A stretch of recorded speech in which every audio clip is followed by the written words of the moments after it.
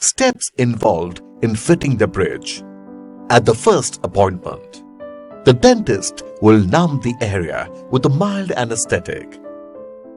The teeth on either side of the space are prepared by trimming away a small area in order to accommodate the new crown over them.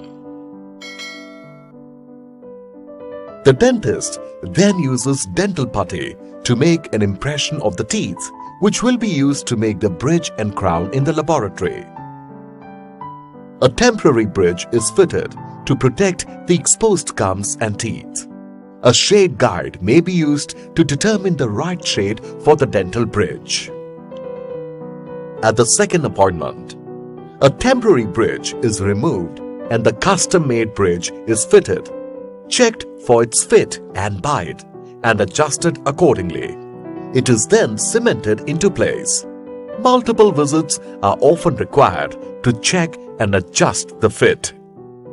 In case of permanent or fixed bridges, the bridge is temporarily cemented for a couple of weeks and checked for its fit. It is permanently cemented only after several weeks. Bridges are made by utilizing the materials like all metal,